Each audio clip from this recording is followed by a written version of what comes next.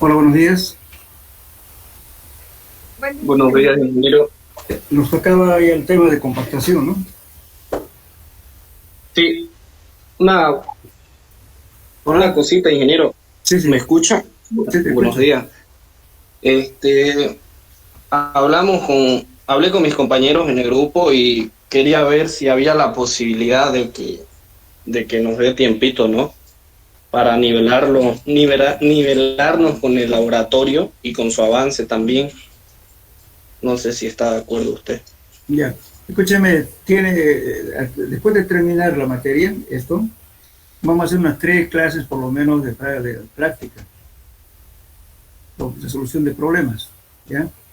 Entonces, en ese lapso de tiempo, el auxiliar ya tiene que estar al mismo nivel que nosotros, entonces puede ir haciendo su laboratorio. ¿Qué laboratorio ya hicieron hasta ahora? Estamos por la nanometría recién entrando. Sí, Fíjense, el auxiliar Alexander, ¿no? Sí, ingeniero. sí, Ya. ingeniero. Justamente a la mañana hablé, yo le dije que se ponga de acuerdo tienen que ser gravedades específicas, relaciones gravimétricas, relación de vacíos, porosidad, el peso específico del suelo, todas esas cosas tienen que hacer. Entonces, ahora la compactación que lo deje todavía porque es un tema que vamos a decir recién hacer, primeramente los otros. Entonces, mientras resolvamos problemas, ¿no es cierto? Pues, como les voy a repetir, por lo menos va a ser 3 clases, la resolución de problemas, voy a hacer de todos los temas. Hasta eso tiene tiempo de nivelarse para que demos el examen, ¿ya? Entonces, aproximadamente unas 3 o 4 clases después de Claro, esta. exactamente. Ahora esta clase no creo que terminemos con compactación, porque es larguito. Entonces tenemos esta clase y la próxima, ¿ya? Ya tiene una semana. Ahora, después de eso vamos a resolver problemas, por lo menos 3 clases. Decime el examen, más bien vayan estudiando para que podamos resolver problemas y no solamente se dedican a copiar, sino que participen en resolver problemas. En su formulario y todo lo demás. De todos los temas vamos a hacer por lo menos 1 o 2 ejercicios. De todos. ¿Ya? Entonces, Esa era eso nuestra puede. consulta, ingeniero, ver si no nos podía dar esta semana, las clases de esta semana para poder nosotros también estudiar lo del texto y con el auxiliar tenemos incluso ensayos por rehacer porque hubieron fallas en el laboratorio que no pudimos terminar ciertos ensayos y por eso también le pedimos esta semana para podernos estudiar del texto y nivelarnos, o sea, ensayos que ya hemos hecho pero que tenemos que rehacer. Ya, pero, a ver, ¿qué pasó? Que no, ¿por qué salió mal? Falta de Tuvimos tiempo. un celo muy plástico, ingeniero, que no Creo nos que salió fue por en el la copia tiempo. que sonan de nunca. Ya, Más que todo sería, ingeniero, los conceptos que hemos avanzado con usted, los temas, nivelarnos con eso, porque hemos sentido que el avance ha sido un poco muy rápido y queríamos nivelarnos con los temas, Exacto, eso, ingeniero. para ya, por así eso también el- preguntarle nuestras dudas y también no tener problemas exactamente, con el ejercicio. eso lo vamos a hacer en la etapa de resolución de problemas. Significa que cuando se resuelven problemas también yo lo voy a hacer la parte de teoría, también les voy a preguntar y vamos a discutir. En cuenta, no es cuestión de venir a hacer como loco los ejercicios, no, es participativo. Aparte de eso, va a hacer preguntas también de teoría. Por eso los cuestionarios que le di son más o menos preguntas claves, ¿no? De lo que le estoy dando. Entonces supongo que hayan hecho de todo eso. Falta solamente ya la última parte nada más del cuestionario. Entonces, al hacer el cuestionario tienen que leer el texto, ¿no? Ahora en la etapa ya de ejercicios va a haber por todo lo que es práctica y también lo de teoría. Más bien estudien para que me pregunten. Sí, Lean. exactamente, por eso, ingeniero, era que si le pedíamos si es que nos podía dar, si hay una posibilidad de que nos dé una semana para leer todos los conceptos y también hacerle nuestras preguntas, nuestras dudas, Escúcheme, niña, y para que, yo he sido estudiante también como ustedes, ¿no? Por ejemplo, cuando un ingeniero no sabe un tema específico, va a su casa y lee. No le dice que den una hora para que aprenda lo que no le entendía en el trabajo. Olvídense, acostúmbrense a no ser así, por favor. Hagan un pequeño esfuerzo, 1 hora diaria de leer no le va a llevar mucho tiempo. Es poco. Y como le digo, ¿no es cierto? Tenemos de esto 2 clases todavía. Después de eso vamos a ir haciendo problemas y ustedes para cada tema vayan resolviendo, lean un poco. No hay gran cosa de esto, nada de complicación tiene. Porque si les dejamos una semana, después van a venir exámenes y van a tener problemas ustedes. Mejor si lo terminan con la materia antes que les carguen con otra materia. Por mí, yo, como les digo, yo les doy si quieren 15 días. Pero 15 días es sin pasar clase, sin nada. Yo sé que no todos van a leer el horario de clases. Una cosa es llevar la teoría y otra cosa es el horario de donde tienen que profundizar el aprendizaje. De eso se trata la universidad. Terminaremos la materia, vamos a resolver problemas y ahí hacen preguntas. Porque, como les digo, por lo menos 3 clases vamos a ocuparnos en problemas. No se asusten. Bueno, empezaremos la materia, por favor. Bueno, inicialmente, para cuando hablamos de compactación, podemos definir a criterio, no siempre lo que está escrito. ¿Qué es compactar? Compactar un suelo es aplicar una energía de compactación para que el suelo disminuya su relación de vacíos, haya mejor interacción entre granos, para que el suelo sea más resistente, aumente su capacidad de soporte y además sea estable. ¿Por qué hablamos de estabilidad? Justamente imagínense ustedes una carretera que esté, o un terraplén, donde no se haya compactado. Pasa un vehículo cualquiera, va a dejar huellamiento, ¿verdad? Huellas profundas. Y por tanto ese suelo no está soportando nada. En cambio, cuando ya está compactado, seguramente va a pasar un vehículo y ya no se ve el huellamiento. Entonces, ¿qué ha pasado ahí? Con la compactación lo que hemos hecho es justamente disminuir su relación de vacíos. Al disminuir la relación de vacío, hemos hecho que el suelo sea más compacto, incrementa su capacidad de soporte a las cargas y lógicamente es más estable. Bueno, entonces para compactar, lógicamente que hay varias técnicas, y aquí justamente vamos a hablar de las más principales que hay. Entonces, en un suelo, dijimos ya anteriormente que ¿no es cierto? En un suelo hay sólidos, agua y aire. Por eso estamos hablando de parte gaseosa. Los sólidos son relativamente incompresibles y soportan los fuerzas cortantes estáticos. El agua también es incompresible, pero la resistencia del esfuerzo cortante es solo por la viscosidad del agua. El aire es compresible, pero también su resistencia solamente debido a su viscosidad nada más para soportar el esfuerzo de corte. Las presiones que actúan en la masa de los suelos saturados se dividen en 2 tipos. Uno, aquellas presiones que transmiten directamente de grano a grano. Justamente aquí es donde actúa la presión efectiva, que ya hemos visto. ¿Qué es la presión efectiva? Es el incremento de presión, donde hay mayor interacción para que los sólidos soporten el esfuerzo de corte. En cambio, el agua y el aire no soportan el esfuerzo de corte. Y de las presiones que actúan contra el fluido, se llenan los poros del mismo. Entonces, lógicamente, más bien cuando compactamos, ¿qué hacemos? Estamos disminuyendo los intersticios o los espacios vacíos que tiene el suelo para que no tenga demasiada agua. Y el agua justamente, si tenemos exceso de agua en un suelo, ¿qué pasa? Las fuerzas hidrostáticas absorben parte de la energía de compactación y por tanto el suelo no se puede compactar nunca cuando tiene mucha agua. Por eso justamente cuando hacemos la curva de compactación limitamos la cantidad de agua. No podemos compactar con menos agua ni más agua, sino con la humedad ideal. A esa humedad lo vamos a conocer como humedad óptima. Y la densidad que se alcance, la mayor densidad, eso se llama densidad máxima. Entonces, el laboratorio lo que hacemos primeramente, ver el tipo de suelo, para qué tipo de cargas vamos a compactar. ¿Por qué les digo eso? Puede ser por ejemplo, para un tráfico liviano o tráfico alto.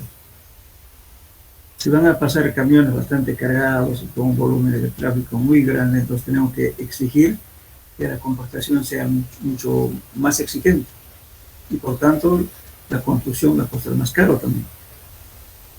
En cambio, si es solamente ciclovías o estacionamiento de motos, lo que sea, son cargas livianas o vehículos pequeños que entran a los barrios. Entonces ahí no necesitamos mucha energía de compactación y por tanto, además la carpeta, ¿no es cierto?, el paquete estructural va a ser menor y también el pavimento. Entonces escogemos primeramente qué tipo de cargas va a soportar eso. Luego, ¿qué más? El tipo de suelo con que contamos. Todo eso hacemos de que analicemos, ¿no es cierto?, para qué tipo de cargas, con qué tipo de suelos, etcétera, para ver qué método de compactación vamos a emplear. Dentro de los métodos tenemos varios. Es el método dinámico entre el estándar T99, T180 modificado. Después tenemos el método amasado, el método de California, perdón, de miniatura Harvard, y el método estático, que es California. También hay otros métodos que no lo usamos en nuestro medio, el método, por ejemplo, de Bain o el método de Porter. Pero eso no lo usamos, porque no lo estoy mencionando, pero sí los más principales que manejamos aquí.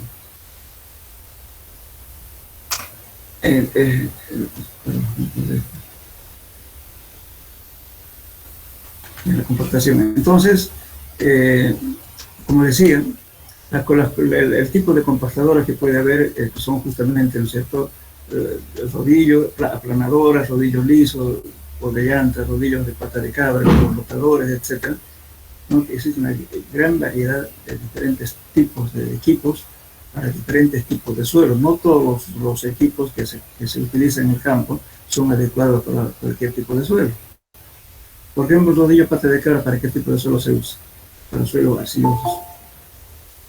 Y en cambio, una aplanadora, ¿no es cierto?, o vibratoria, podemos utilizar justamente los suelos granulares. También se utiliza en arcillas, pero los rodillos lisos, aunque sean vibratorios, no podemos hacer esa compactación para represas, por ejemplo, o diques, porque no haría una compactación, me puede decir, homogénea, sino que en cada capa que se compacta se notan horizontes, y por tanto el agua se filtra por ahí. Entonces, en este caso, necesariamente tenemos que utilizar un rodillo pata de cabra. En fin, eso depende, digamos, de la hora que vamos a construir para saber escoger qué tipo de equipo vamos a adecuar para ese trabajo. Pero independiente de todos los métodos o los equipos que empleemos, que se obtiene en realidad con la compactación. Se establece un contacto más firme entre partículas. Las partículas de menor tamaño son forzadas a ocupar los vacíos formados por los de mayor dimensión. Cuando un suelo está compactado, aumenta su valor de soporte y se hace más estable.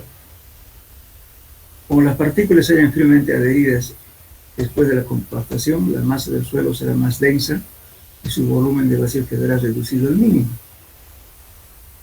Y la capacidad absorbente del agua disminuirá debido a la compactación. Lógicamente que los espacios vacíos que son más chicos, lógicamente la acumulación de agua dentro de las partículas van a ser menores.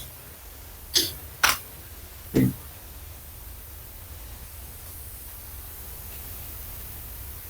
Bueno, para que exista una adecuada lubricación o disminuir la fricción existente entre partículas, debe controlarse la cantidad de agua. Si es excesiva, las fuerzas hidrostáticas se empujarán y tendrán aquí. Por eso, porque estamos hablando aquí, porque entendamos lo que aquí me estoy refiriendo. Por ejemplo, esta curva. Esta es la curva de compactación. Esta es curva de estabilidad, perdón, la curva de cero vacío de aire, curva de saturación. Esta es curva de estabilidad de calor. Cuando estamos compactando un suelo, empezamos a compactar con menos humedad y vamos a tener una densidad relativamente baja. Aumentamos un poco de humedad y vamos a tener otra densidad, va a ir incrementando sucesivamente. Y si nos excedemos de la cantidad de agua, entonces más bien en vez de subir empieza a bajar otra vez la densidad y vamos a obtener una curva de este tipo. Por eso en la compactación hay que hacer por lo menos 3 puntos de subida, como podemos llamar aquí, pero están incrementando, y aquí ya es de bajada porque llegué al valor máximo y está empezando a bajar. Entonces, la fuerza hidrostática del agua absorbe a la energía de compactación. Entonces, paralelamente a esa compactación que hacemos, ¿no es cierto?, podemos tomar justamente otras pruebas que vamos a tener la curva de estabilidad. Cuando se termina para un punto determinado, entonces se hinca este penetrómetro que se llama aguja Proctor. Este aguja Proctor mide justamente la resistencia a la penetración. Aquí tiene una marca del pistón y con esta manivela hinco hasta la marca del suelo y determino qué fuerza necesité para penetrar hasta esa marca. Luego lo divido entre el área del pistón y tengo tensión, carga sobre el área. Entonces aquí los reductores de equipo ya tienen su área calibrada. Entonces yo sé que con ese valor voy a construir esta curva. Para cada punto determinado hago un punto hago penetración y divido entre el área y voy a tener un punto. Con esto voy a construir justamente la curva de estabilidad. Entonces, entonces acá voy a tener un valor máximo, ¿no es cierto? De aquí, aquí está la densidad máxima. Entonces, con esta densidad máxima, entonces voy a tener un valor que va a ser referente para poder controlar la densidad de campo. Entonces, este equipo de aguja Proctor sirve para dos cosas. Uno, para hacer la curva de estabilidad en el laboratorio, y sirve para hacer el control de densidades en el sitio, ya en el lugar de trabajo. Entonces, en el lugar de trabajo, lo que entonces yo tengo que alcanzar este valor, que es correspondiente a la densidad máxima.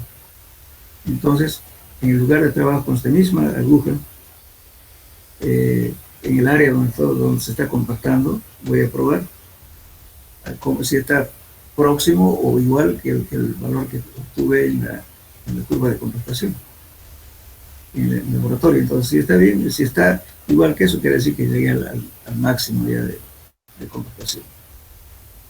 Si digo menos, entonces voy a sacar el porcentaje, cuanto menos. Entonces, eso nos da dos funciones, como decía, para hacer la curva de compactación, perdón, la curva de estabilidad, y la otra es para control de compactación en el sitio. Para eso nos sirve esta aguja Proctor. Para la curva de saturación simplemente es analítica. Teniendo la humedad, teniendo el valor de G sub S, justamente esto que tienen que hacer en el laboratorio, pero es que no han hecho gravedad específica de los sólidos. Y van a tener el gamma sub M, también tienen que hacer. Son ensayos relativamente fáciles. Esta es una clase. Agarren una arena para que sea más fácil hacer el ensayo. Y determinan también el gamma. El gamma sub M es simplemente sacarse un pedazo de arcilla y ese pedazo de arcilla lo pesan y van a tener peso húmedo. El problema es calcular el volumen. ¿El volumen cómo se hace? Se coloca un recipiente con mercurio, se lo enlaza con un cristal que tiene el laboratorio para enlazar el mercurio, y lo van a, porque el mercurio tiene siempre una protuberancia para arriba porque su cohesión es bien grande. Nunca va a estar horizontalmente el mercurio, siempre con una protuberancia hacia arriba. Entonces para eso se utiliza un nivelador, podemos llamarlo, pero en suelo se llama vidrio de reloj con pínulas. Las pínulas son porque tienen 3 puntecitos. Simplemente se llama vidrio de, o sea, no me estoy refiriendo a esto, fíjense. de-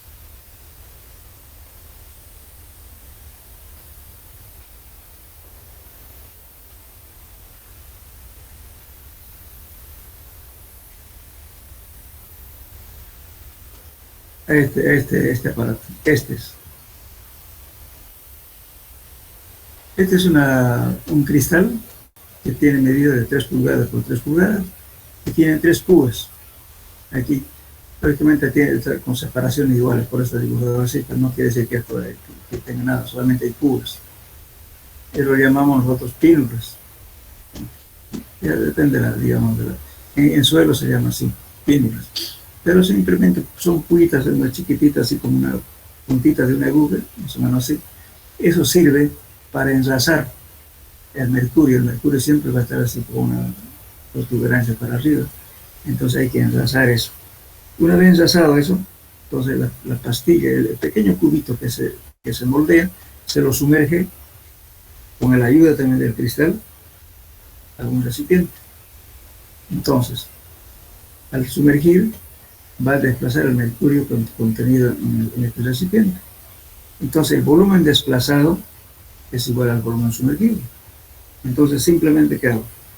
Entonces, el volumen de la pastilla o de la masa del suelo va a ser igual al peso del mercurio desplazado dividido entre el peso específico del mercurio. Y hasta con eso calculo justamente la densidad. Lo importante es que la densidad va a ser igual al peso de la masa del suelo húmedo, como está en el sitio, o dividido entre el volumen de la pastillita que estoy moldeando. Eso ya es el gramo suelo. Es en serio, se hace en laboratorio. Entonces, como decía, ¿no? Como un recuerdo, lo que vimos en los límites de Atterberg, justamente están usando aquí un platillo, otro para poder hacer las pruebas de límite de contracción, pero este es bastante utilizado para determinar volúmenes de los suelos. No siempre para hacerlo solamente el límite de contracción, sino también para hacer el gamma del suelo, el suelo. Entonces sumergimos aquí el mercurio, una pastilla de suelo, y de ese modo determinamos el volumen de la masa. El peso simple, el peso, si queremos inalterado, para sacar gamma suelo tiene que ser el suelo sin alterar. Entonces el peso del suelo sin alterar, en estado tal como se encuentra en el sitio, dividido entre este volumen del mercurio desplazado, es el volumen de la masa del suelo. Y con eso calculamos el gamma suelo.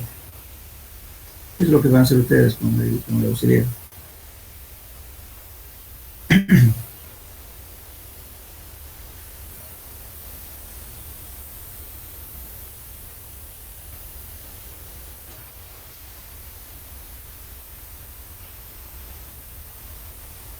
Bien. Entonces, lógicamente ya la forma de preparar la muestra, todo lo demás vamos a la próxima clase. Y lo que quería mostrarles es lógicamente que entonces cuando estamos en una curva de compactación debería hacerse estas 3 curvas, pero ahora resulta que en nuestro medio es solamente costumbre de hacer esto, la curva verde, que la curva A. La C la pueden calcular analíticamente, se calcula en función de qué es S y la humedad que tiene el suelo y el peso analítico. Eso para cada punto se va a hacer un punto y se une, y esto es el punto, se llama curva de saturación, o también curva de cero vacío de S. Entonces, para tratar de tener el valor del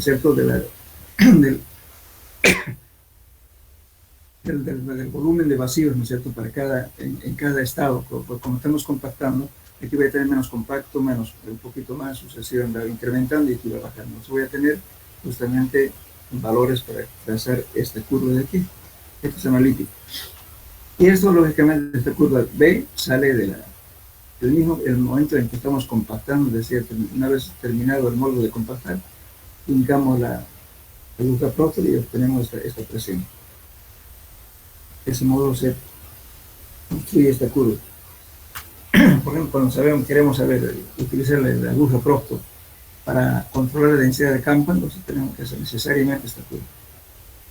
Todo esto bien. Bien. Por ejemplo, aquí la curva de saturación representa la densidad de un suelo en estado de saturación, es decir, cuando el volumen de vacío ha sido llenado con agua. El volumen del aire se considera cero, porque la densidad está referida al peso del material seco y además varía en función de la gravedad específica de los sólidos. Porque también lleva pesos específicos, el activo también se llama todo. Y se puede obtener la siguiente expresión. Ya todas las fórmulas.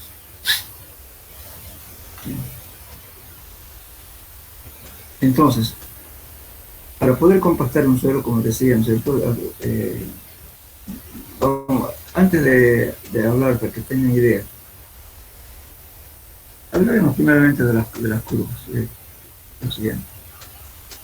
Vamos a hablar de los métodos para compactar, los métodos directos y los métodos indirectos.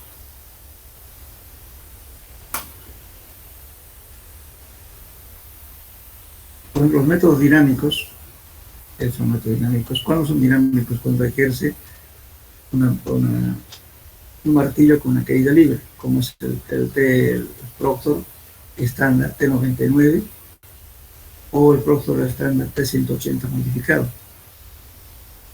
Entonces es uno de los métodos dinámicos, porque estamos utilizando un martillo con caída libre para compactar, por eso son dinámicos.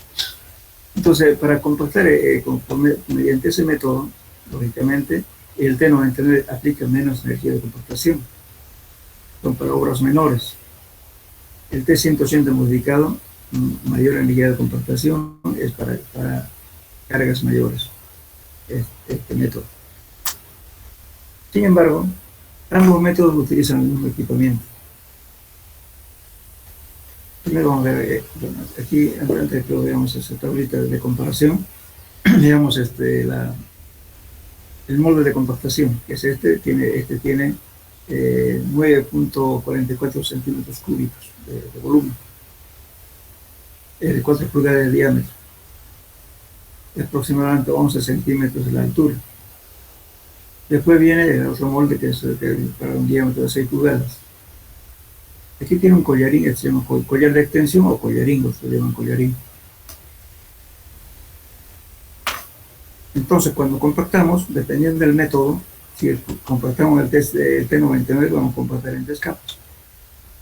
Y cuando compactamos mediante el método T180 modificado, vamos a compactar en 5 capas, no en 3. Puede ser este equipo o bien este. Ahorita vamos a ver la diferencia para cuando usamos este y cuando usamos este. Y lógicamente, la última capa que coloquemos, como este collarín está inserto a este cilindro, entonces están juntos. Entonces pasa por lo menos casi una media pulgada para que cuando saquemos este collarín quede un poquito de protuberancia aquí arriba. Entonces, con la ayuda de un elemento cortante, lo enlazamos y obtenemos la muestra contenido en el molde. Eso va a ser el volumen real del molde. Entonces, agarramos, pesamos y obtenemos el peso de la masa del suelo.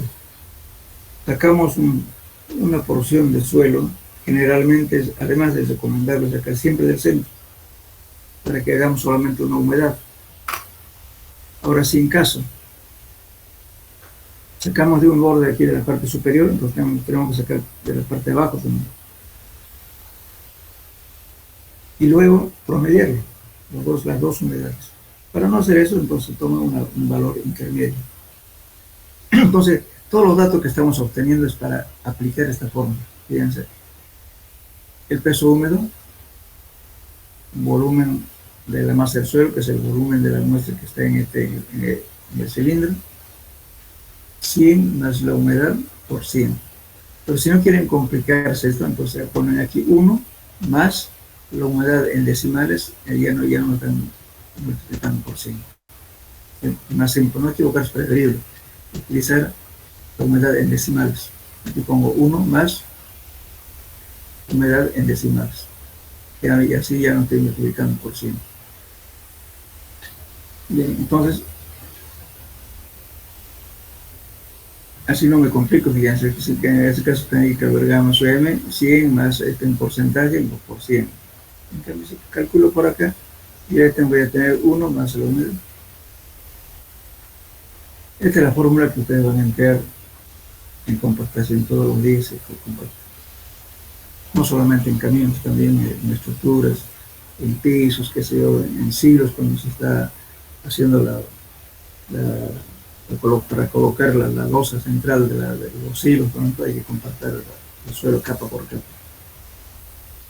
Bueno, entonces, aquí tienen un martillo de compactación. Este es un martillo que de 10 pulgadas con una altura de caída, aquí está el mazo. Entonces con esta manivela se suspende y esta es una funda. Una funda donde se agarra con la mano de acá y con la otra se levanta esto. Luego que choque este pistón de aquí y luego lo largamos, caída libre. Y los moldes se colocan aquí, entonces estamos golpeando en toda el área transversal del cilindro para compactar.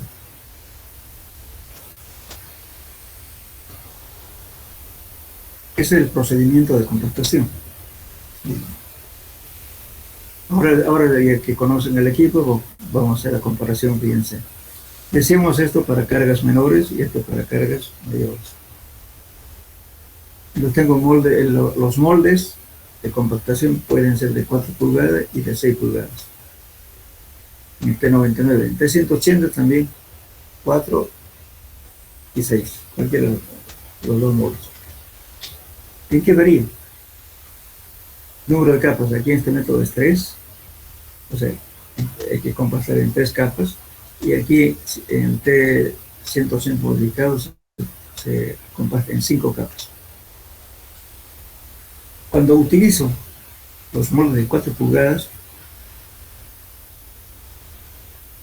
doy 25 golpes por capa, pero en 3 capas. Aquí utilizo también moldes de 4, pero 25 golpes por capa para moldes de 4 pulgadas, pero en 5 capas. Bien, si tuviera grava con partículas mayores de 3/4 de pulgada, entonces voy a utilizar moldes de 6 pulgadas. Entonces en ese caso voy a usar 56 golpes para moldes de 6 pulgadas, pero en 3 capas. En cambio en esto, 56 golpes por capa para moldes de 6, pero en 5 capas. Es otra variante. Ahora el peso del martillo es 5.5 libras, aquí es 10 libras. La altura de caída es 12 pulgadas, aquí es 18 pulgadas.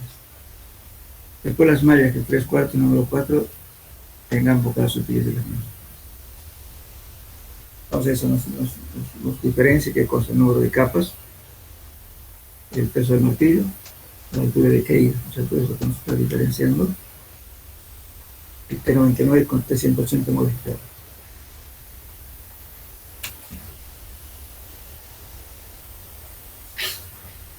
Entonces estos son los métodos que más se emplean en 8 medios.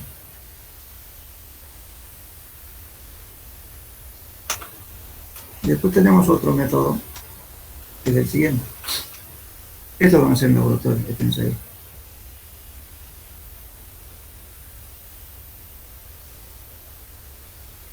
Tenemos otro método que es el método estático.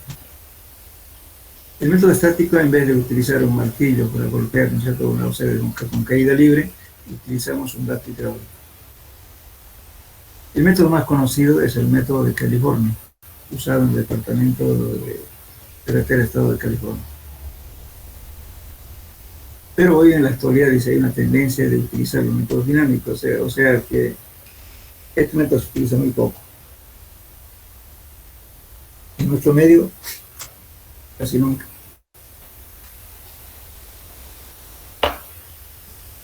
Entonces, ¿qué hacemos?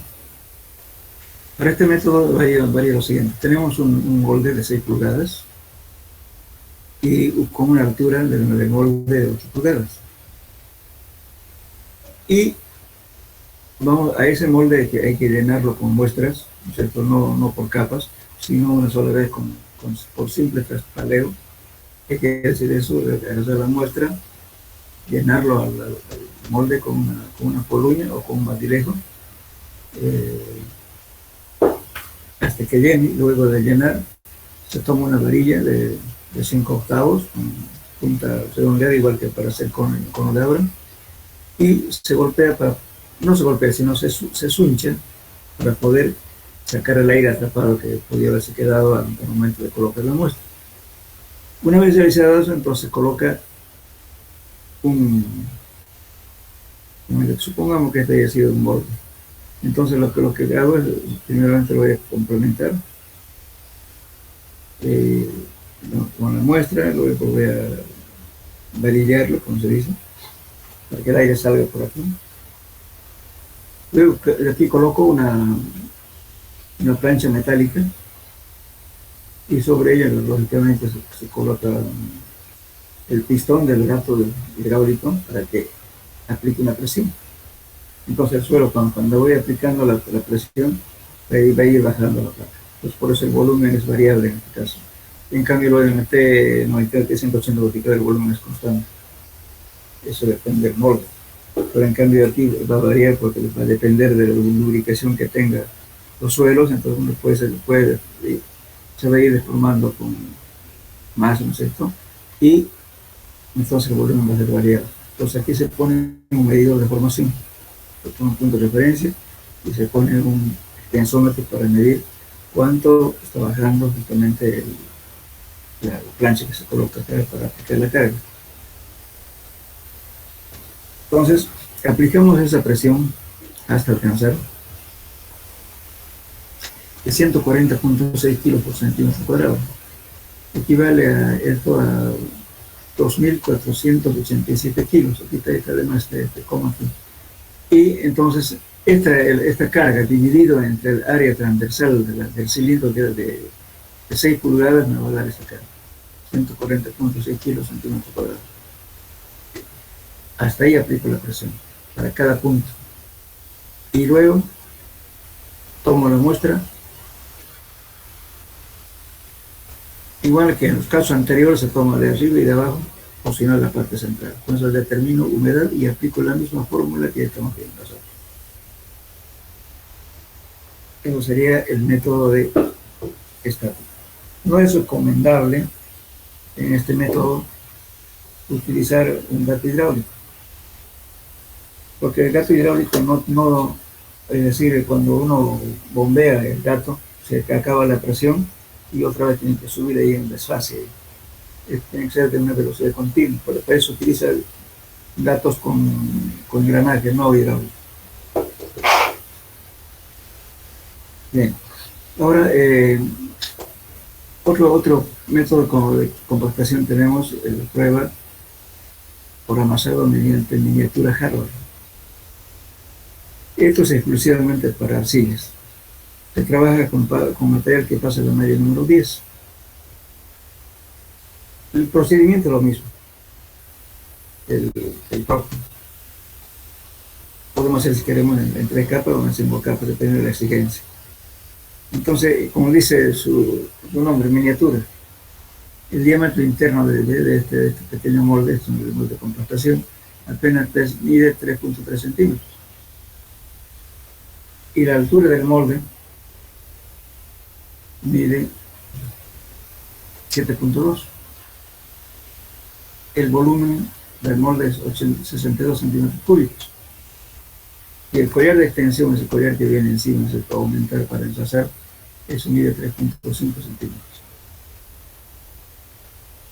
Y luego, lógicamente, que la compactación aquí difiere. Vamos a ir colocando justamente, haciendo variar la humedad. Esto es exclusivamente para arcillas. Vamos a ir variando la humedad para cada punto de compactación. Pero la compactación se hace con este émbolo.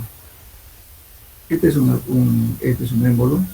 Tiene aquí internamente aquí desde la funda tiene un resorte calibrado. Y aquí sale un émbolo que también está calibrado. Aquí tiene una medida de acuerdo a normas. Y la punta también que es aquí. Entonces, agarrando con la mano esta funda de acá, se lo presiona al suelo, en este pequeño molde, y vamos contando la cantidad de golpes que le estamos, no golpes, la cantidad de veces de apretar, podemos llamar así, porque estamos hincando hasta que la presión del resorte llegue a su final. Soltamos, apretamos, soltamos y apretamos así. Entonces estamos haciendo justamente, porque no hay un medidor que diga hasta aquí nomás, sino que hay que apretar hasta que el resorte esté completamente comprimido. De ese modo se hace la compactación. Y luego de tener ya compactado en este pequeño molde, se somete a, perdón, se saca la muestra mediante un extractor, este es un extractor, mediante un extractor para tener un espécimen como este. Entonces, para cada punto de compactación yo puedo someter esta, puede ser una prueba adicional que se llama compresión inconfinada. Entonces, como esta altura es 2 veces el diámetro, entonces yo puedo hacer una prueba de compresión inconfinada. Con eso voy a determinar, para cada punto de variación de la curva, puedo determinar cuánto es su capacidad de soporte.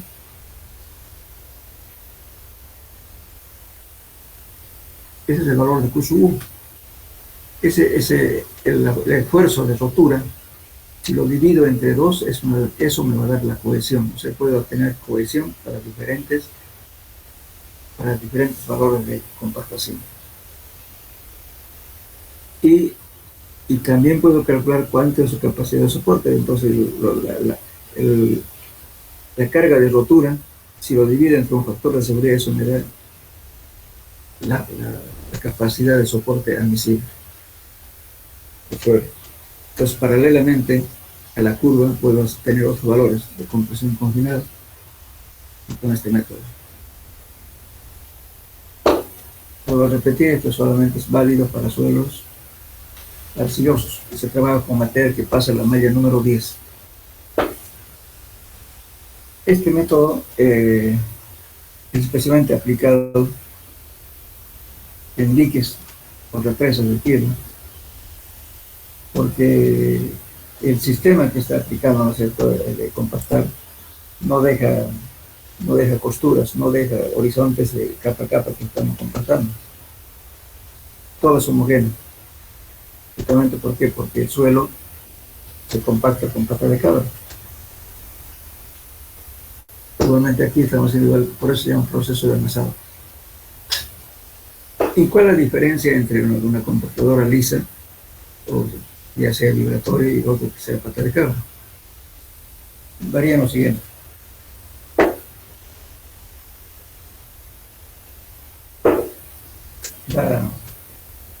El método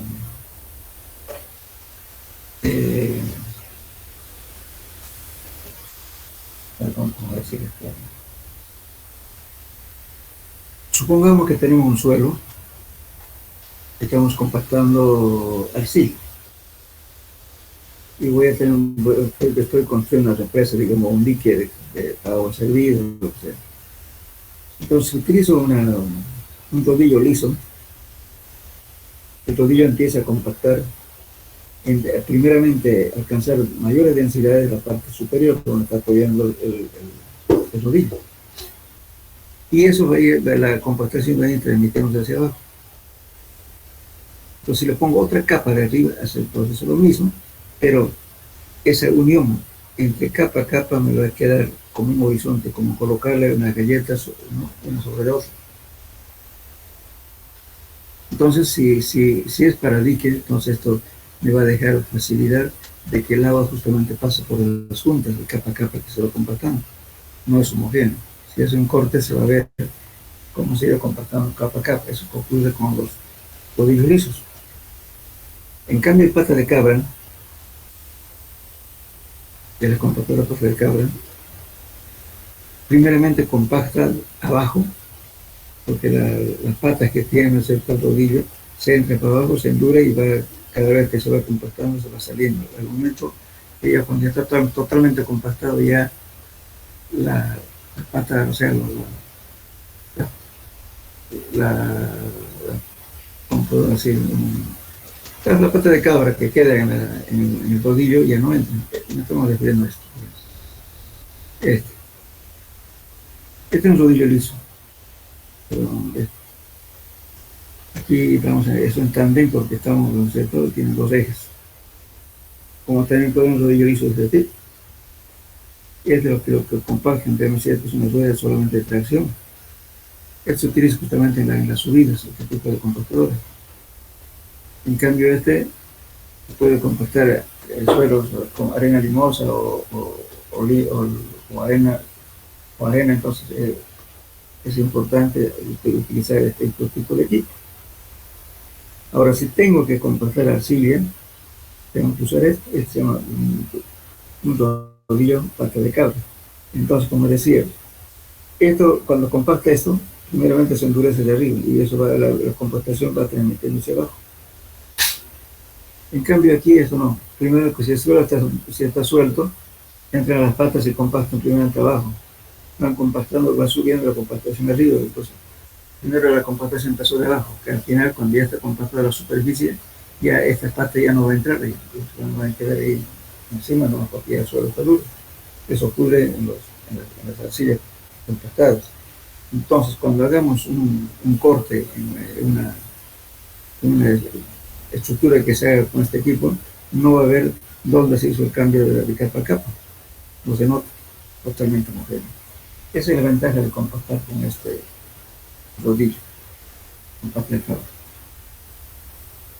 Ahora, otra cosa si queremos ya hacerla terminada, supongamos que ya hemos hecho una compactación y bueno, ya estoy en la parte final. Hago el perfilaje que significa que tengo que dar su bombeo, en la calle se inviste una pequeña pendiente para que expulse el agua. No es totalmente plano la calle, tiene un pequeño desnivel, digamos, ¿no? Con respecto a la parte central. Eso es justamente para que el agua vaya por las cunetas. Es para eso. Entonces,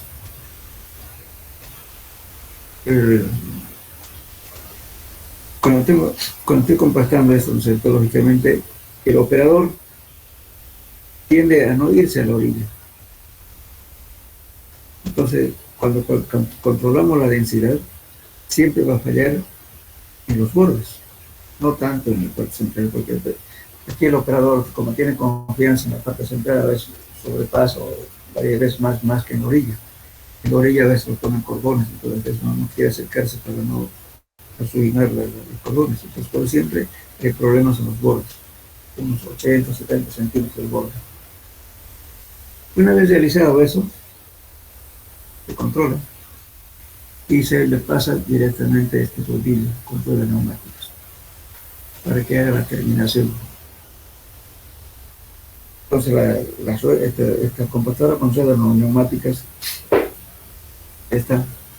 tienen que estar debidamente inflados. No pueden estar muy inflados ni desinflados.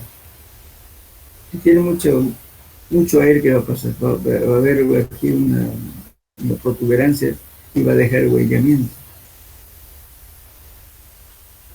Y si está mal inflada, lo mismo, hay traslape entre huellas y por tanto también va a estar derrapado. Entonces este equipo se utiliza no solamente, digamos, en perfilaje cuando ya se va a pavimentar, también después del pavimentado. Porque los pavimentos flexibles, ¿qué hacen? La parte final, primeramente después de colocar la carpeta, pasa en este rodillo. Después del rodillo pasa esto, para el toque final.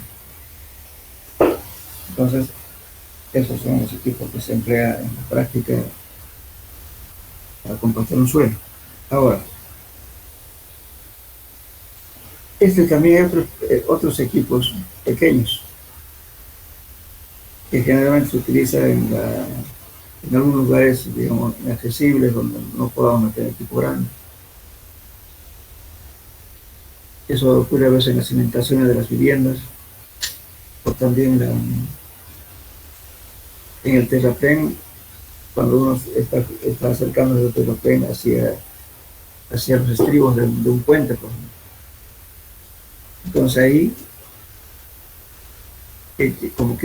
como no puede entrar el equipo grande, entonces se compacta con este tipo de compactador. Este es un saltarín que tiene un eje excéntrico hasta ese equilibrio.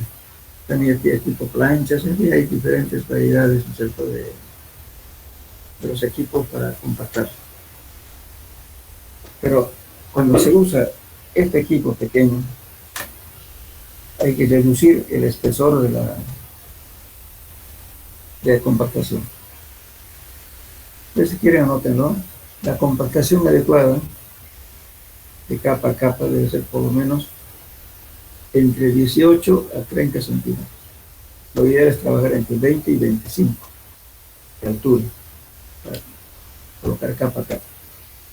Si colocamos, por ejemplo, unos 60 centímetros, 70 centímetros, no vamos a compactar bien. Te va a compactar el encima, pero abajo por suelo. Te punteo. Por tanto, ahí vamos a tener problemas. Porque con el tiempo los vehículos circulan, hay cambios de humedad y va a ir deformándose el suelo. Entonces,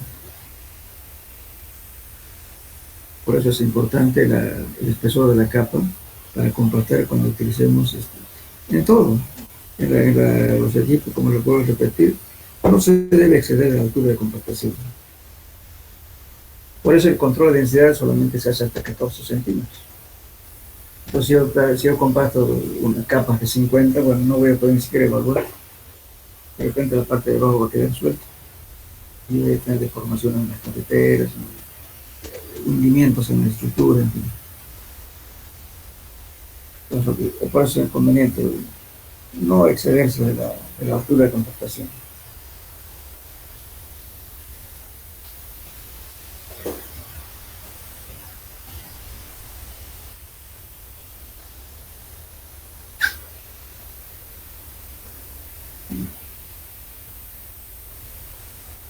¿Tienen preguntas de aquí? Bueno.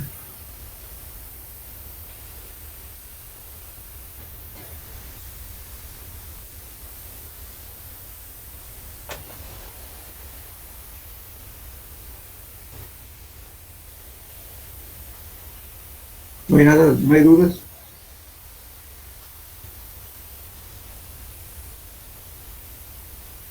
¿Se entiende, ingeniero? Ya. Escúchenme, vamos a ver lo siguiente. Para que compacten un suelo, estamos usando cilindros de 4 y de 6 pulgadas, ¿cierto? ¿Y qué pasaría si yo tengo capa base?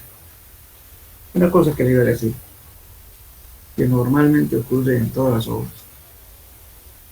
Cuando estamos compactando un suelo, especialmente cuando hay capa base, controlan la densidad de campo y resulta que la densidad no da el valor que se dio en la curva de compactación. Como no dio, entonces dicen, bueno, pasarle 3, 4 pasadas de compactadora más, o 5 o 6. Pero entonces, con la excesiva pasada de la compactadora, empiezan a requebrajarse las partículas, especialmente las partículas blandas.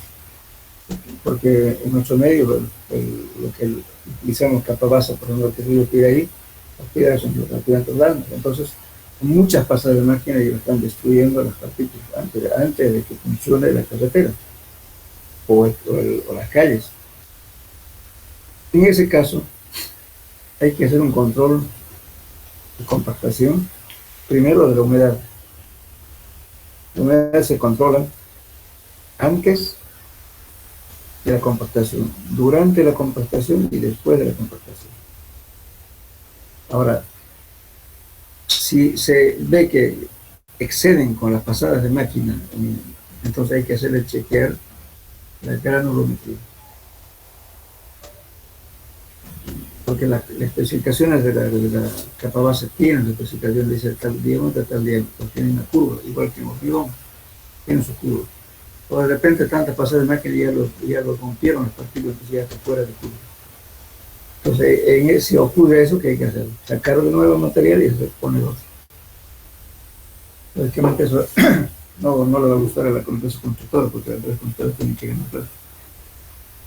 Pero es necesario hacer eso. Pero siempre se debe controlar eso. Especialmente en carreteras importantes hay que controlar siempre la cantidad de pasadas de máquina. Por eso se hacen las pruebas de pasadas de máquina. Ya que estamos acá, vamos a ver eso más porque no nos da un poquito más de tiempo. Fíjense aquí.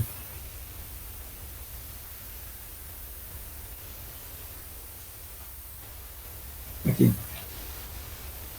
Digamos, por ejemplo, la compactación de terreno, para que la compactación dé resultados satisfactorios, ya sea en obras de terraplenes, ya sea en la fundación, por la cual se va a construir una carretera o pista de aterrizaje, etcétera, se debe ejecutar la siguiente operación. Primero, como le decía, determinar la densidad máxima, número 2, tensión de laboratorio.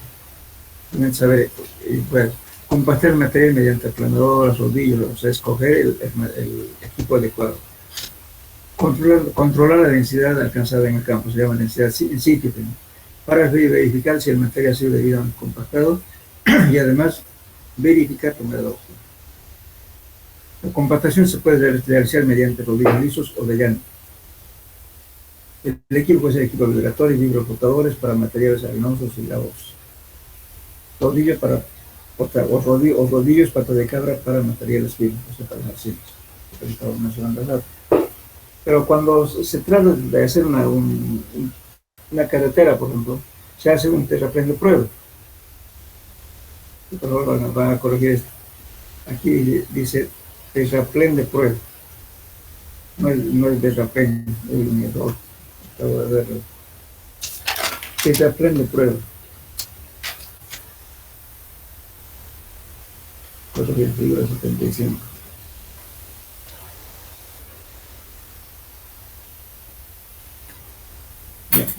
Entonces, ¿cómo se hace este terraplén de prueba? Se toma aproximadamente, se hace, eso es para calibrar la cantidad de pasadas de máquina que tiene que hacer para alcanzar las densidades. Entonces, esto es para optimizar justamente el trabajo. Entonces, se toma aproximadamente unos 200 metros de terraplén y se va haciendo las pasadas de máquina con un espesor determinado. Supongamos que sea cada 25 centímetros de altura. Entonces voy a tener 25 centímetros, voy a pasar la cantidad de pasadas de máquina. Y voy a ir controlando, para cada pasada voy a controlar la densidad, para ver con con cuánta pasada de máquina alcancé a la densidad máxima. Para ese tipo de suelo.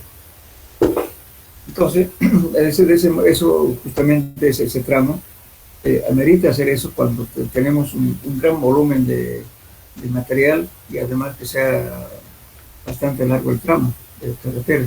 Si solamente va a ser unos cuantos metros, ¿para qué va a gastar plata en esto? Entonces la prueba le está diciendo aquí el número de pasadas, sabe con qué número de pasadas va a llegar a ciertas densidades. Por ejemplo, aquí con 4 pasadas de máquina llegué casi a 1,98 más o menos. Entonces de repente por 4 o 5 pasadas de máquina ya le llegué a la densidad máxima. Aquí entonces se toma, entonces el operador se dice, bueno, vamos a poner el suelo de tantos centímetros y uno controla tantas pasadas cuando hablamos de máquina estamos hablando de pasadas de compactador. Aquí, entonces paso digamos 4, entonces ya decimos que estamos ya a la densidad máxima, entonces estamos optimizando, no te pasaron de más, porque esas pasadas de más que está gastando combustible esta máquina y horas de trabajos de la gente.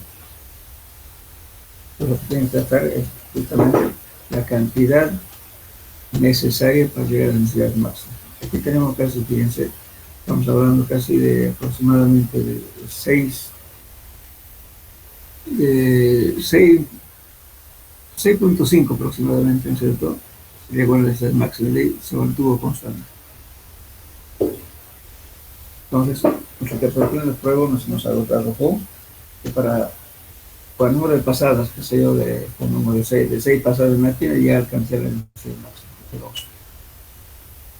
Eso se hace cuando, repito, cuando los tramos son largos y que el material que vamos a utilizar no es variado.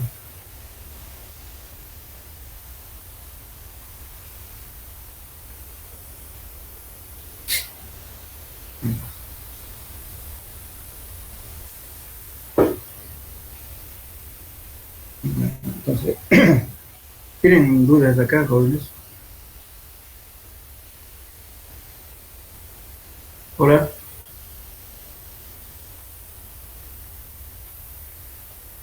Hola, hola, ¿me escuchan? Sí, ingeniero, se escucha. Si tiene alguna aclaración, pregunten. Todo lo que estamos hablando justamente es importante que ustedes lo tomen en cuenta, porque el pavimento, ya sea una calle o aeropuerto, lo que sea, no falla tanto por problemas digamos, del espesor del pavimento, sino son más que todo problemas de suelos. A veces están controlando la densidad cada 100 metros, pero ¿qué pasó para los 30, los 40, los 50? De repente hubo un problema de acolchonamiento, por ejemplo. Aquí se quería aclarar, ¿qué significa acolchonamiento? Supongamos que ustedes han compactado, agarrando un terraplén, pero en la subyacente posiblemente, por diferentes factores. Uno podría ser que en el suelo tenga un pequeño bolsón de material. Cuando se dice acolchonamiento, que significa de que el suelo está saturado, ¿no es cierto? Y que eso se está asentando. O sea, cuando tengo un suelo, digamos, saturado, pongo encima el material y lo estoy compactando muy bien, pero ya después, cuando ya el suelo empieza a dejar de que salga el agua de los espacios vacíos, el suelo se va deformando, se va hundiendo, va reduciendo su volumen. Entonces, esa reducción de volumen transmite hacia hasta la superficie, hasta el pavimento. Pero de repente, después de un tiempo, aparece un hundimiento en esa parte. Eso ha sido justamente debido a un acolchonamiento que no se detectó. Puede ser durante la construcción en los subbasantes, o en su defecto, de repente, en la subbase también. Cuando están trayendo material, muchas veces, como sacan de un acopio grande, de repente vienen tesones de arcilla, o material orgánico, no sé, los troncos medio podridos, qué sé yo. Entonces, vienen, echan con boquete, y pasan la moto y encima compacto. Entonces, en ese caso no se está llevando un control adecuado. Por eso, cuando se coloca el suelo sobre el terraplén, hay que poner siempre un ayudante que verifique si no hay telones o si no hay palos. Entonces, eso es lo que hay, entonces tienen que botar manualmente, ¿no? Para la expresión de los telones de arcilla, también palos, hay que botarlo para que no haya problemas después. Entonces, después de que pasa un tiempo, lo pavimentan, resulta que al tiempo aparece un hueco, una especie de hundimiento en la carretera. Y eso es peligroso porque se hunden en forma puntual. Si usted está viniendo una carretera, perdón, una velocidad muy alta, puede quitar la dirección porque es una especie de un huequito. Eso fue un hundimiento. Eso, pues repito, puede ser porque había una madera podrida que acabó de podrirse, o en su defecto hubo la arcilla o limo totalmente saturado, se salió el agua y ha hecho que se deforme y sea una cosa muy puntual. También puede haber tensiones más largos. Eso se detecta, hay que tratar de detectar antes de colocar el pavimento. ¿Y cómo se controla eso? Hay dos formas. Uno, puede agarrarse un listón de 2x2 de madera dura y se golpea a la superficie compactada. Si esa superficie tiene un sonido sordo, quiere decir que ese suelo no está bien compactado, o abajo de ese suelo, pero mal compactado. Entonces hay que hacer, con la pala de vizcacha, hay que hacer el agujero y ver a ver qué pasa abajo a diferentes profundidades, hasta determinar si hay un colchón. Y lo otro es que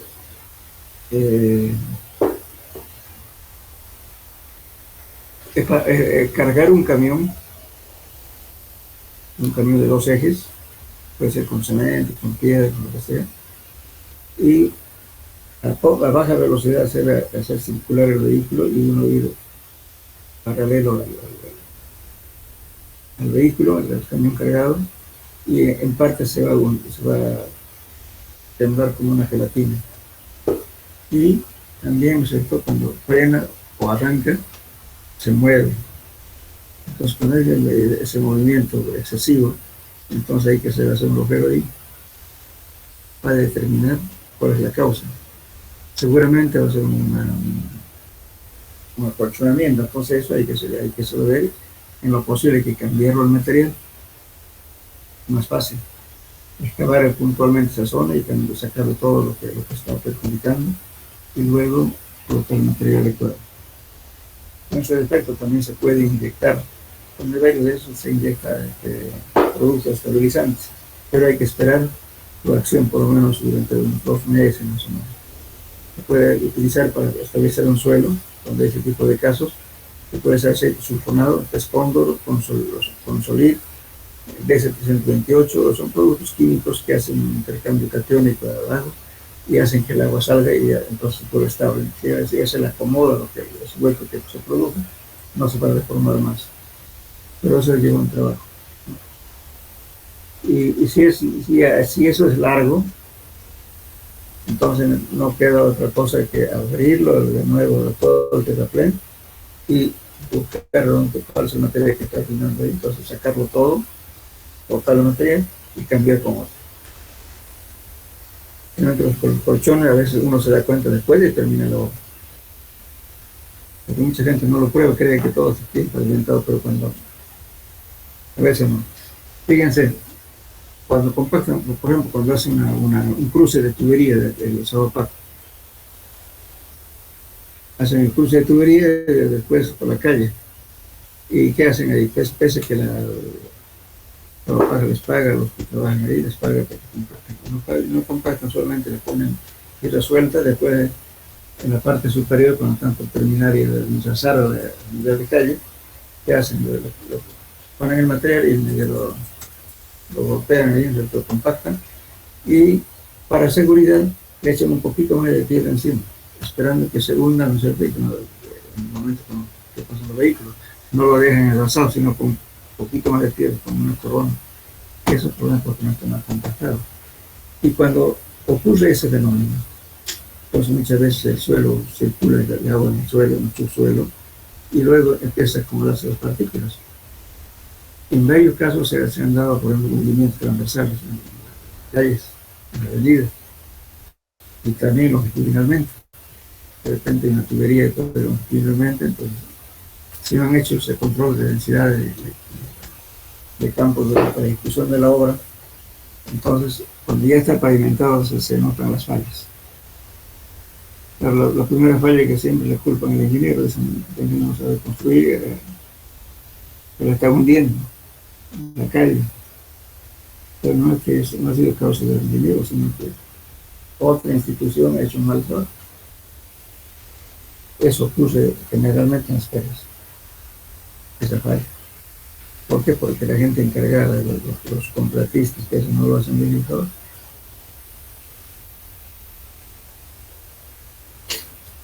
Bien. ¿Alguna pregunta, joven? Hola.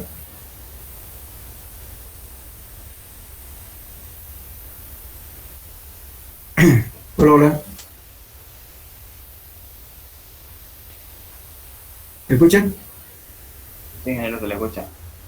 Bien. Bueno, ¿tienen tiempo unos 5 minutos más?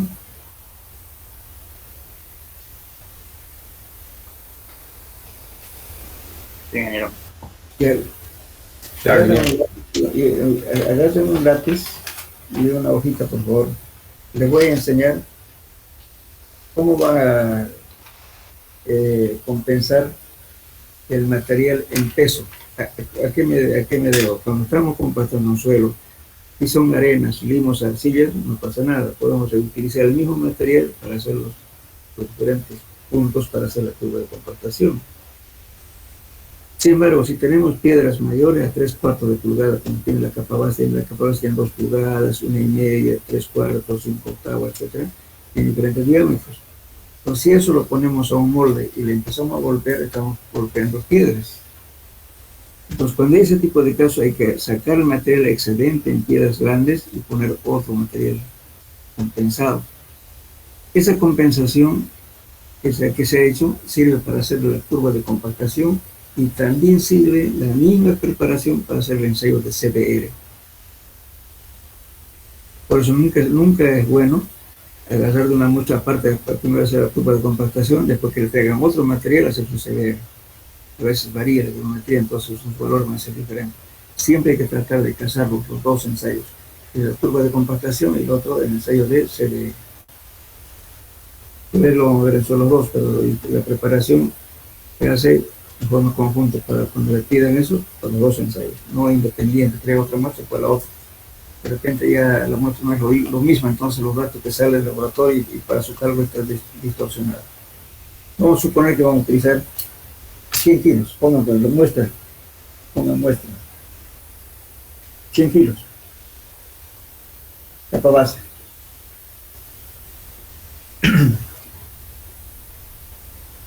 Mayores a 3/4 pulgadas. O sea, la capa base tiene partículas medio de 3/4, tiene de 1,5, de 1, de 3/4 hasta 2 pulgadas. Bien, entonces vamos a hacer, supongamos, en cada molde de compactación aproximadamente entra alrededor de 6 kilos. Entonces, para hacer la curva de compactación vamos a utilizar por lo menos unos 6 puntos. Entonces significa cuánto. 6 por 6, 36 kilogramos que necesitamos. Y para hacer el CDR necesitamos 3 moldes. Estamos hablando de moldes de 6 pulgadas. Entonces, necesitamos 3 por 6, 18. Entonces 6 más 8, 14. En total serían 55 kilogramos que necesitaría para hacer mis ensayos. ¿Por qué estoy hablando de esto? Resulta que mucha gente, ingenieros, vienen, traen capa base al laboratorio y le están trayendo 20 kilos, 30 kilos para hacer compactación y hacer CBR de capa base. Por lo menos tienen que traer 100 kilos si quieren hacer bien la cosa. A veces traen de distancias lejanas. Eso no alcanza. Por eso no se van a olvidar esto. Cuando tiene partículas mayores de 3/4 hay que compensar el material. ¿Están entendiendo? Entonces supongamos que tengo 100 kilos de capa base. ¿Ahora qué hago? Esa muestra lo pongo en la superficie y lo cuarteo. Cuartear significa que lo voy a dividir en 4 partes. A, B, C y D. Entonces, ¿qué hago? Agarro, entonces toda esa muestra me está pesando 100 kilos. Puedo agarrar C y B o A y D, como quieran, dos partes, ¿cierto? Supongamos que agarramos C y B. Eso que sea, por así decirle, 60 kilos. Y me sobran A y D 40 kilos. Sumados son los 100. Entonces voy a preparar estos 60 kilos. Voy a preparar. Entonces pongamos. Entonces, ¿qué hago yo? Voy a tamizar estos 60 kilos. Voy a tamizar. Están escribiendo, ¿no? Para compensar. ¿Hola? Sí, ingeniero. Ya. Entonces hemos cuarteado y lo hemos dividido en 2 partes la muestra. C y B, 60 kilos, A y D, 40 kilos, total 100. Ahora voy a agarrar esa muestra de CD, que son 60 kilos, y lo voy a sacar el excedente de sus piedras. Entonces, ¿qué voy a hacer? Voy a tamizar en el tamiz número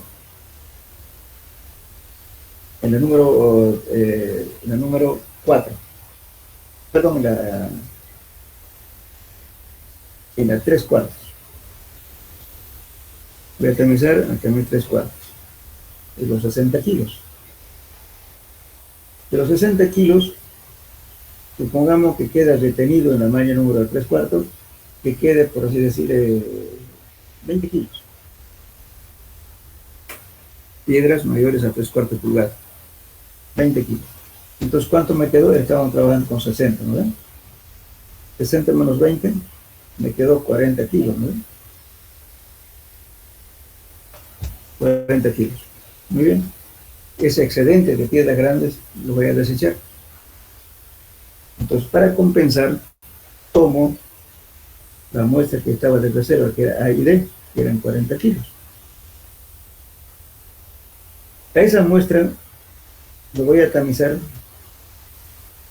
en la 3/4 y que quede retenido en la malla número 4. La muestra de ese que me estaba cobrando 40 kilos, pongo la malla 3/4 y abajo el número 4. Lo voy a tamizar. Entonces, este material tiene que ser los 20 kilos para compensar a la muestra original. Entonces, el material que pase la 3/4 y retenga la número 4 tiene que ser 20 kilos. Entonces aquí tenía 40, porque había quitado 40. Esos 40 que los sumo otra vez estos 20. Total me quedo otra vez 60 kilos. Ese material me va a servir para hacer la curva de compactación y hacer mi CBR, cuando son partículas mayores a 3/4. ¿Entendieron?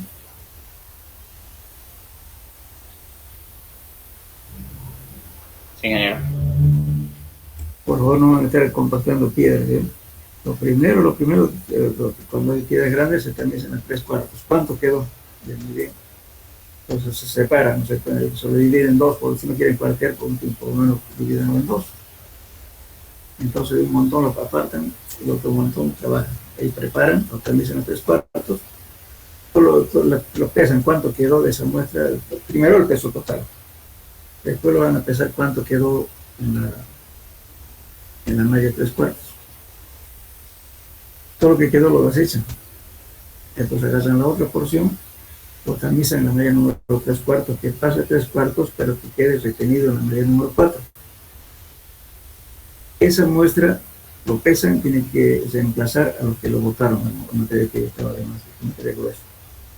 Ese material es con el que se trabaja para hacer la curva de compactación y hacer CBR. ¿Está claro? Por eso siempre es conveniente, cuando se trata de capa base, llevar por lo menos unos 100 kilos para que trabaje en el mismo laboratorio. A veces da el caso como no llega la muestra, que dice el ingeniero, ¿sabe qué? Dices, entonces, a las partículas, dice, gruesas que está desechado, ¿por qué no lo convean y lo parten, dice, y los reemplazan lo que faltan? ¿No? Ya no es lo mismo, pues. Es una aberración, porque no es real lo que estamos trabajando la muestra. Lo que hay que pretender es que la muestra que vamos a emplear en la carretera o en lo que sea original, tal como está. No es lo que ya estamos partiendo en piedritas para entrar el peso, no es así. Por eso digo, porque justamente el laboratorio que tengo hay mucha gente que viene con 30 kilos, 20 kilos, capa base, que le hagan todo. No es así. Bien, entonces, ¿entendieron el caso o quieren que le aclare esta compensación?